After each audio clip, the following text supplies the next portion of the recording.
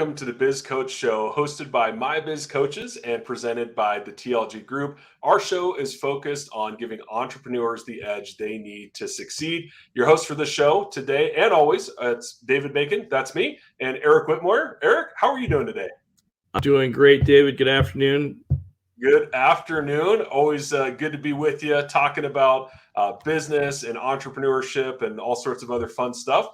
And we just invite you, if you haven't already, be sure to subscribe so you don't miss out on future episodes. We're talking always about important things, timely things, straight off the headlines and things that impact your business. And so we'd love to connect with you, and we'll talk more about how to do that at the end of the show. But as of right now, we just encourage you to like and subscribe so you don't miss future shows and episodes. Today, we are going to be talking about community questions. And so as we've got 6 episodes under our belt, this is now episode 7, we've started to get some questions from our audience and also just questions that come up in working with our clients. And we thought we'd dedicate an entire episode to some of the questions that we've been getting or that we get often. And our last episode, if you missed it, was about kind of artificial intelligence and automating your business and what that looks like for the future. And so one of the questions that kind of came from that was, how can I extend customer support beyond normal business hours? And how do we use technology and automation to do that? And Eric, I know you've got some thoughts on this, and would love to just maybe turn this question over to you and see what you might recommend for that individual. Awesome. But yeah, David, we are putting a lot of energy and effort on automating and digitizing everything that we do with our clients. And that's in our experience, that's where the biggest opportunity for savings often is, particularly when it comes to cutting costs, which generally speaking is a side note for people who haven't engaged with us yet. One of the biggest opportunities to make an immediate impact to somebody's bottom line profitability, obviously dollars they put in their pocket, is often to go back and review what expenses you're incurring, what costs you're carrying, and figuring out ways to reduce those costs. Right. In our particular case, I'm not trying to remove the human element or anything like that, which often comes up in these conversations. And I'm certainly not trying to, push a lot of jobs, but knowing the sensitive issues that we're struggling with right now in regards to retaining good quality people, more importantly, getting people to come work for us in some cases, right? Is where can we automate our business? Where can we digitize? Where can we automate? And when we're automating, how can we leverage AI, right? And so, simple question, what can I do to extend customer service hours? And in many cases, in the old days, it was you had to go get a call center, right, and contract a call center, and then you had to pay a dollar amount per call to have somebody answer the phone on your behalf, either extended hours or even during business hours, so that you could allocate your time and energy, your team's time and energy to producing, for selling, producing, and fulfilling on your product or service. And so by having this outside call center, you could have somebody kind of buffer that communication. Well, we can now do that through AI with simple things like chatbots that you can actually put on your website. That's actually probably the easiest and most effective way and super cost efficient to put chatbots on your website with a simple sequence of FAQs. Is often how they're set up. And now they're certainly more advanced than just a standard FAQ, because they can actually read the sequence of the series of questions. So you do need to know a little bit about your customer's experience. But if you can take the time to walk through a customer's experience and recognize what are some of the common challenges that come up, what are some of the common concerns, and pre-program the AI, it will iterate with each interaction, the right softwares. Well, what they'll do is they'll go through and it'll revise each time and update. And so what you actually get is initially it's a series of canned messages, which that's not necessarily ideal, but what it does is it evolves and it begins to answer questions, more in-depth questions, and consequently to a point where it can handle, in some cases, on a simple chatbot, as much as 80 to 90% of your basic questions that come in. And so depending on your business model, depending on your nature of requests or concerns that are coming in, you can typically handle, like I said, as much as 80 to 90% full without having to have any human engagement. Yeah. Yeah, absolutely. I mean, if you think about, common questions that people get, return period, how long does it take for products to ship, right? Those sorts of things. Why utilize your precious labor hours and expense on those types of questions? Save that for the higher end stuff that requires more engagement. Right, absolutely. But yeah, a chatbot, easy by far and away, one of the most simple applications, and they're what people would be surprised about how cost effective they are. They're really not that expensive and don't require a ton of technical skills. Generally speaking, if you can set up a Facebook profile or something like that, you can figure out these chatbot solutions. Yeah, it's true. And a lot of them are becoming more kind of plug and play, where based Mhm. on whether you have a WordPress site or whatever, any of the other site builders that are out there, or if you've got, a developer, whatever, you can plug these different applications into a number of different software platforms and web design platforms. So it makes it really easy. Absolutely. Actually, another cheat code. We were through this with a client last week. Imagine using as you're going through this, and it's asking you for a series of frequently asked questions. So you can actually go into ChatGPT to bring that up specifically. You can go in there, and we actually went through and said, okay, what are some of the common questions people would ask about this service? And it spit out 10, and then we said, okay, give us 10 more, and it gave us 10 more, and we did 10 more, 10 more, and we literally used that to pre-program the chatbot with about 50 different questions. And at this point right now, I mean, we just introduced it, and the client is at this point, they have only gotten one phone call that couldn't be resolved through the chat system. Wow, that's awesome. Yeah. And I bet they then went in and programmed that question, didn't they? They did not, but that particular question I don't think would ever come up again. But Yeah, you never know. You always have those customers or clients, right? That's right. That's right. Yeah, nice. Okay. Well, great insight on that one. We've got another one, actually, kind of in a similar vein. We've been talking about technology a lot on the show. One of the questions is, and I think a lot of people can relate to this, is people that are struggling to stay current with the latest technology. So save our audience the backstory of, all their time is being spent on all these other things, and I'm sure a lot of people can relate to that. But really, at the end of the day, I just don't know how I can stay up on all of this stuff because I already have so much happening in my life and my business. And so they're looking for any tips that you can share or we can share on how to stay current with all these technological advances because they seem to be happening at light speed. Right. And it's only going to get worse. Yeah. And I mean that with all the best. I think it's phenomenal, but and I never claimed to be a technical guy. As a matter of fact, I'd probably one of the more least technical people. Because I don't. I'll vouch for that. What's that? I'll Say that vouch again. for that. You'll vouch for that. Yeah, thank you. But what I do know, and this is as you joke, right? But the reality is, I know enough of what's available out there because I read a handful of emails that give me some really good insight. I will occasionally jump on webinars that are talking specifically about newer technologies just to see what's evolving. One of my favorite things to read,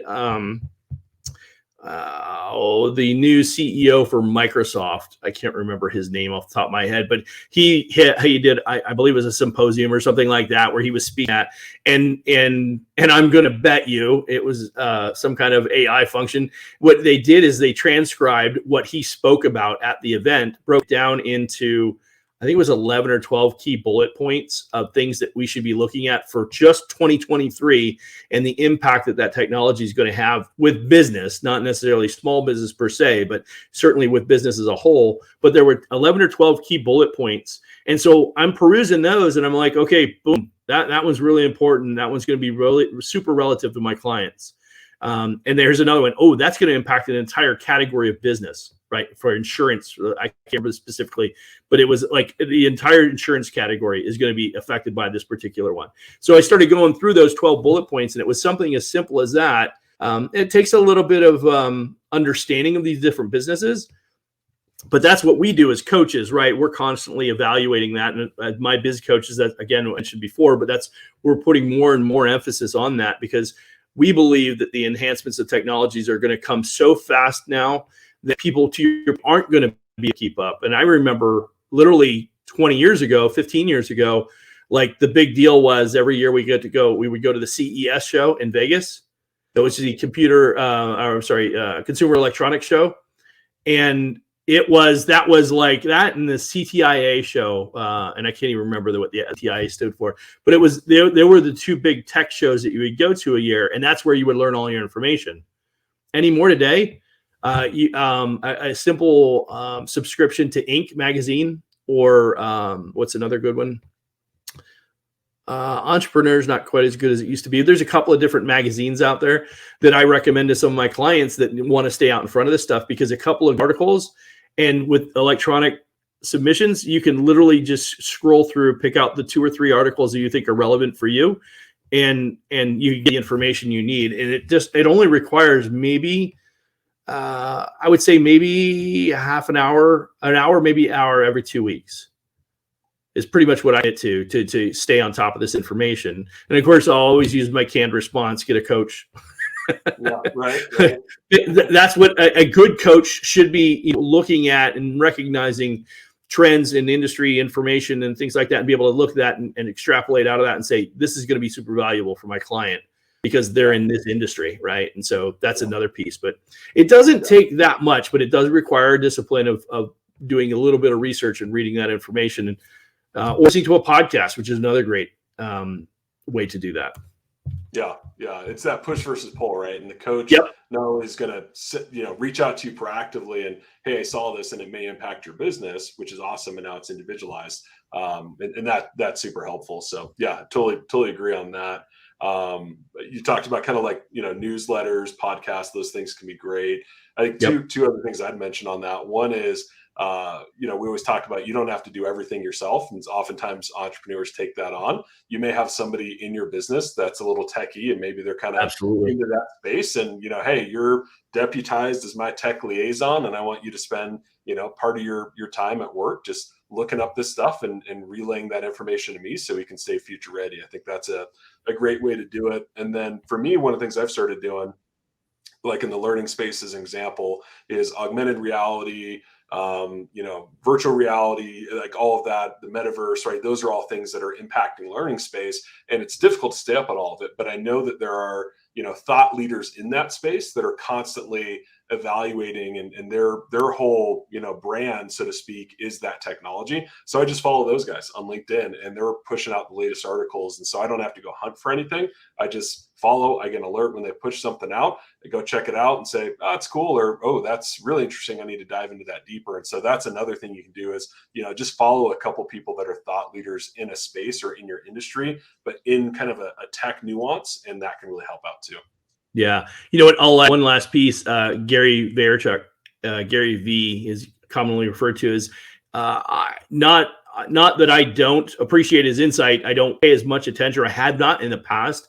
But what I recognized, I went back and did some research and things that he's said, hey, this is coming. You need to pay attention to this. And usually at the end of the year, beginning of a new year, you get people say, here's the list of the 10 things you need to be prepared for this year, kind of thing.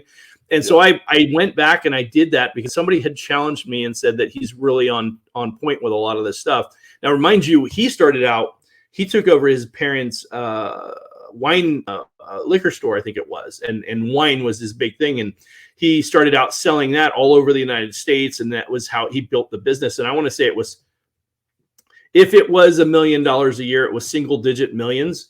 And he built it to over $60 million a year in gross revenue out of a single location liquor store.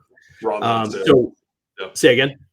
Mostly through online sales, I believe. Right? Yeah, exactly. And he was, he did it all through technology, recognizing, being able to sell online, building funnel, things like that. And so he was definitely ahead of his time. And he's one of those people that's recognizing that. And if you follow any of his content, whether it's videos on YouTube or TikTok or something like that, you listen to his content, I guarantee you he's giving you cutting edge information. He's telling you where you need to be paying attention.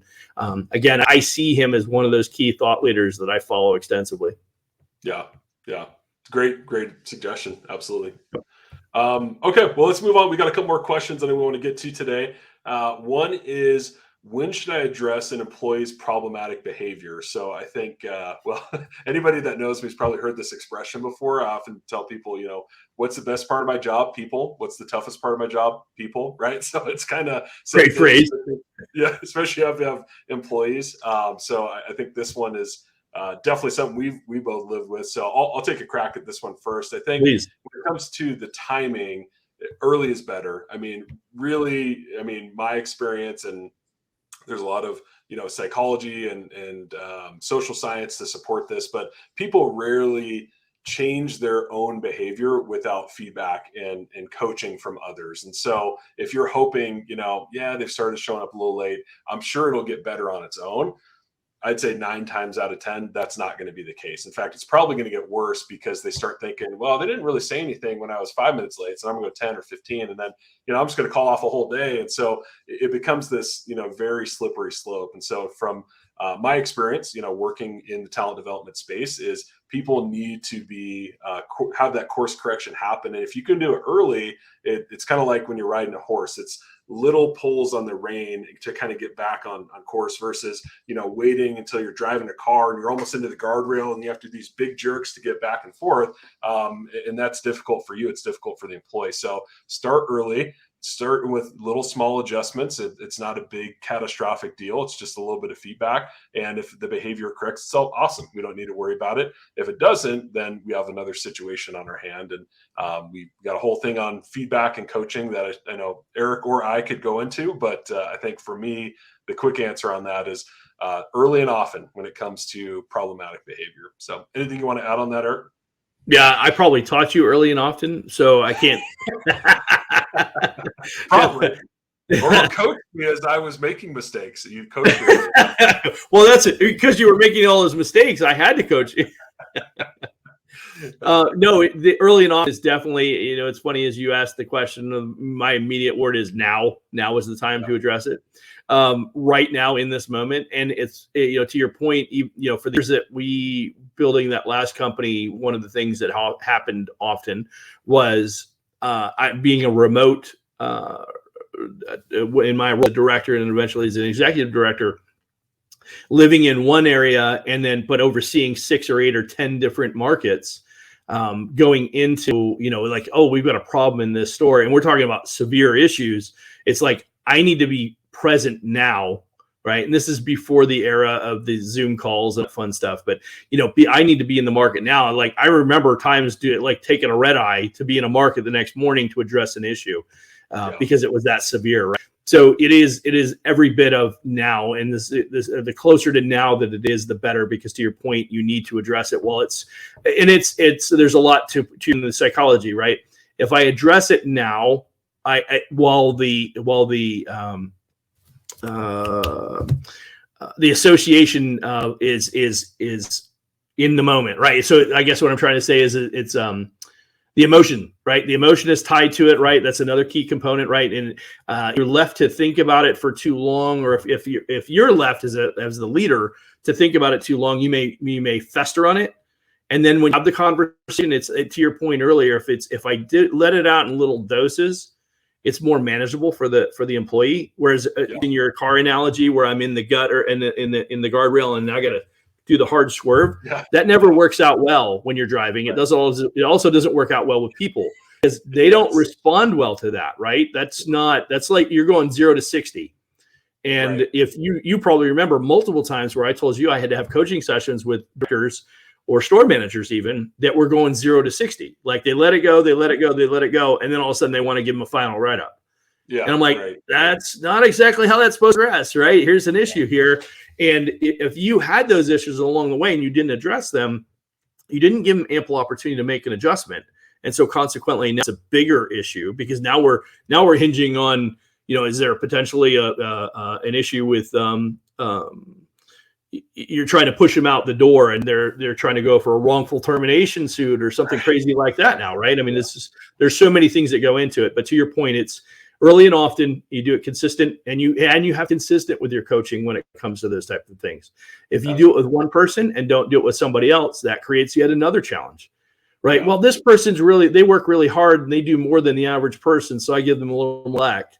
That's a problem. As soon as you do that, you've opened the window of opportunity for somebody else to work the angle and be like, well, so-and-so gets it. And you can't say, oh, they do these other tasks, because that's irrelevant. Yeah. What you're addressing is the particular activity or whatever it is that they're doing wrong.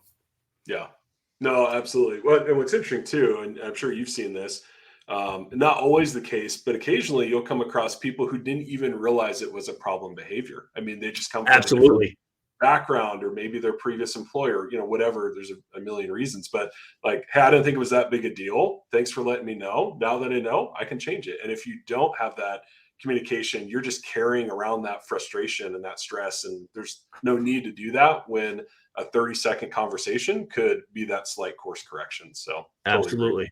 Totally. Yep. So, awesome. Great point. Well, yeah, another question kind of in a similar vein, actually. So we'll have to dive into that, maybe look at it from a different angle, is if you've got an employee that's underperforming, right? And they didn't specify what, metric or, job responsibility that was, but just underperformance in general.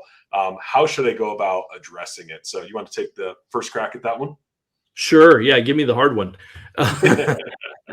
No, actually, similarly, early and often, right? I mean, that's always consistent comes to coaching. But one additional thing, and we didn't incorporate this in the last one, but it definitely is even more relevant in this particular coaching scenario, is, notice that you're not achieving the goals that are set forth, right? Assuming that you've clearly identified the goals, which is a whole nother conversation, right? Underperforming, right? Have you done an effective job, you as a leader, whatever your role is, have you done an effective job of setting the expectation? What is that? Is that documented? Have you clearly defined what the goals are for the role, right? If you say underperforming, what does underperforming look like? If you're talking about sales performance, okay, well, those numbers, are they clearly documented? Do you know what the expectations are? Does the employee know the expectation, what they should be achieving? If it's a operations role, what's the expectation? What's the output? What's the throughput that they're doing, achieving? How many documents should they create? Whatever that is, right? Come to some deliverables that are expected, and then clearly identify what those things are, right? So that you can. Another one is deadlines, right? Yeah. I need this next week. Well, next week when? Monday or Friday? Monday or Friday. That's a big difference. Exactly, right? And Friday morning or Friday evening, before I go home. It's like by not giving clear expectations, you're poorly setting the expectation for the employee to know whether or not they're achieving or not achieving goals, or meeting the performance expectations. So that's one, right? First and foremost, you got to look internally. When an employee's falling short, you got to look internally first. The thing you need to do is you need to ask them. I've noticed. So first and foremost, so David, your the expectation was for you to sell 10 this week. Yeah. And if you sell 10 every week for 4 weeks, you'll sell 40 phones. You'll achieve with your gross profit per transaction. You'll hit this GP number, gross profit number that we anticipate, and you'll be within, being a successful employee. I noticed that you're falling short of that over the last couple of weeks. Is there a particular reason why? Yeah. Right. So next I need to, once clearly I know the numbers, the metrics, we've discussed them in the past, you're familiar with them. Now is there a particular reason why you're not hitting your numbers? Now you'll probably get a plethora of excuses at that point as to why they're not doing it. There's not enough traffic. So-and-so keeps taking my sales, whatever those are. But then you have to do is you have to take each excuse and what do I want to say? Make it singular. What's the word I want? You take each excuse and deal with them independently. Yes. Yeah. Right. So narrow each one down, get it to it's almost like a sale, right? Get the actual objection, get it independent of all the other objections, nail it down, overcome the objection, and then say, hey, now are you going to be able to achieve your goals? Well, actually, that's this other problem why I can't get this done. Okay, what's that problem? Okay, let's get to the nature of that. What's causing that? What do you think you could do differently? Okay, you can do this differently. Great. And then, but the key is to take every issue or concern or excuse, more specifically, narrow it down to as an independent excuse, absolve it, create a solution, have them create the solution, implement how they're going to absolve it. And then that way you can say, okay, so now we have an action plan for you to move forward and be able to achieve your goals, right? And you keep doing that until they have no more excuses. You've absolved all the excuses. Now you can move forward and say, okay, now we're both on the same page. Next week, we can expect you to hit or exceed your goal of 10 units or whatever that might be. So I think that's another big piece. So the first one is, one, are you giving a clear indication of what successful looks like? Two, take the time to understand why they feel like they're not achieving it, and then singularly go through each individual objection or excuse until resolve it with some kind of solution or action plan to resolve it. Yeah. No, I love it. That's amazing insight. And I think for me, one of the things I think about, again, I always take the training aspect into mind, right? Is I call it the $1 million question, which is, if somebody's not doing something they're supposed to do or not doing it as well as they're supposed to do, okay, the $1 million question is, if I were to go to that person and say, if you do it the way that I want you to do it, and I'll give you $1 million, could that person do it, right? Would they do it if the incentive was high enough? If the answer to that question is yes, then it's not a skill issue. They have the skill, they have the knowledge, they have the ability to do it. If you go to that person and say, they've got to do X and it needs to be done this way, and they couldn't do it, even if there's $1 million on the table, if they had an opportunity to go for it and achieve it, if they couldn't do it, then if they could do it, then it's a will issue. Sorry, I think I got it mixed up there. But so the $1 million question is, could they do it for $1 million or not? And if they can, they are choosing not to, and we need to break into exactly why that is. If they can't, then there's a possibility they don't have the knowledge, the skill, the resources they need to be able to do that job. So once you really kind of break that down and figure out where is the gap, right, it becomes really easy on the coaching direction you need to take with them. The flip side of that, though, is, let's say they have the skill and they have the will, but the performance still isn't there, right? So, hey, there's a lot of willingness, they have a lot of drive, and I know they have the capability of doing it, but it's not happening consistently. Then what is causing that? And I think that's kind of going back to what you talked about. Then you start getting into some of the other things. Is it, maybe there's some obstacle that we're not aware of. Maybe there's a lack of resources, right? So then we could start to get into the other real world challenges. But I think fundamentally you have to start with, do they have the skill? Do they have the willingness to do it? And if both of those pieces are there, it becomes a lot easier to solve it. If not, right, if they have the skill and they're just choosing not to, well, then that's a very different coaching conversation that we have to get into with that person. Yep. So. Great add-on, right? And so basically that's the step between acknowledging, one, that they understand what the expectations are, and then my first step, which was, why do you think you're not achieving it, right? I mean, I'm allowing them the opportunity to tell me why they think they're not achieving it. But to your point, the clarification should be, if you're not achieving it, right, do you feel like you have the skill set that you need, right? And determining that, right? So by saying simple $1 million question, right? Yeah. Could you do it for $1 million? Yes, I could. Okay, so then you just have chosen not to do it, is what I'm understanding. Yeah. And then to your point, a different line of questioning. Yeah, exactly. So, and if it's a training gap, if it's a skill gap, well, you know who to contact for that, right? That's right. Train, lead, grow. Yeah, train, lead. They will out your sales training protocol. There you go. So awesome. Well, I think we hit that one. Let's kind of change it up a little bit, kind of move away from the employees a little bit. And we got a question. This is actually an interesting one. It was, someone has noticed a decline in the quality of work of one of their subcontractors. And they're not really sure, like, hey, it's not an employee. How do I go about addressing this with a subcontractor, and what does that look like? So any kind of guidance or thoughts on that? Yes.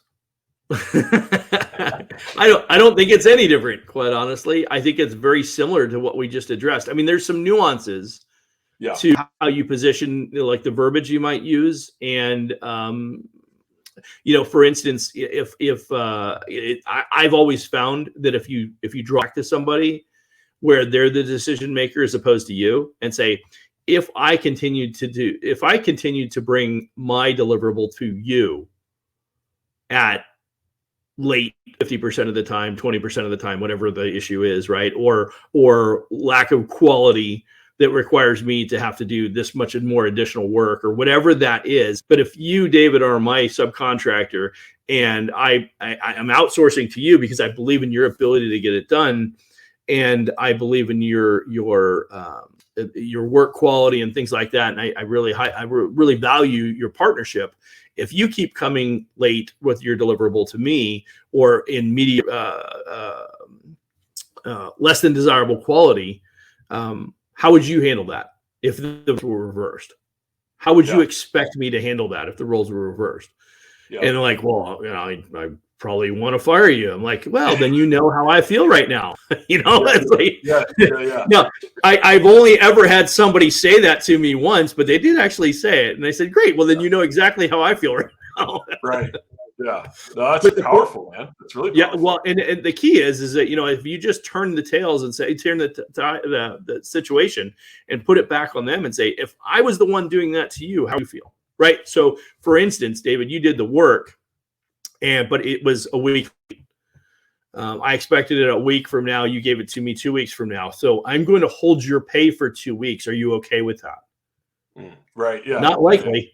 Not likely. And so, now the interesting part that this actually brings up, David, is this is, in my opinion, both the previous questions, or maybe more specifically, the second one, the one about the performance, and what we're talking about here with the subcontractor. The hardest part in a leadership role is learning and being comfortable with having difficult conversations. That's right. My experience has been most people in a leadership role, particularly, newer people in leadership roles and small business owners, fall into that category because they don't typically have big teams. So they don't do a lot of coaching. And so if they don't have employees or don't have any employees, then dealing with subcontractors is a very similar scenario to having an employee. And part of the issue is they're struggling with calling somebody out not doing their job. Yeah. Right. And so the struggle for them particularly is the fact that they struggle with having that difficult conversation.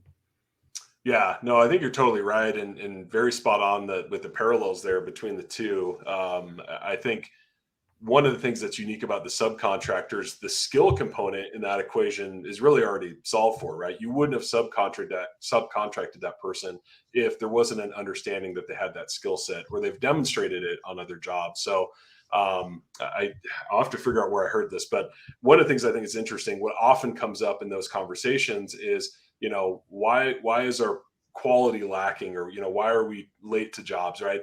Oftentimes one of the things that I hear is, it was a misunderstanding. I didn't understand. And, I thought something else. And so one of the things that I heard many, many years ago and have used a number of times, it's very effective, is just asking the question, help me understand why every time there's a misunderstanding, it's to your advantage and not mine, right? They're never doing more than we've asked them to. They're never providing it earlier than we've asked them to. So why is it always to the advantage of the subcontractor and never to my advantage? And usually that's kind of like your question. It's one of those like, oh crap moments, they called me on it. They got me, I'm dead to rights. And I think that can be a really effective question to ask too. Yeah. And I think that, in many cases, when you find a subcontractor relationship where you're not seeing or you're not happy with the performance of the results, often in my experience, having a subcontractor at times, it's because you're in it. You have this tendency to take on more than you can. And it's a natural occurrence within that role. I mean, just the sheer nature of a subcontractor role is that you're actually bringing in, aggregating business from different groups, and you don't want to say no because you don't know if you're not going to get it again, right? So you have a tendency to say yes more than you should, or at least you're not prioritizing effectively, and that's it's literally an in-house kind of thing that they need to do a better job of. And you, as the vendor partner, holds you're paying the money for the service. You need to challenge them on that and let them know that if they're going to let somebody else's business slide, it's not going to be yours. Right. Yeah, absolutely. Totally agree. And that's that difficult conversation, business leaders have to be comfortable having. Yes. Agreed. Awesome. Well, I think it was all the questions that we had here. So I think we can probably put a pin in it for today.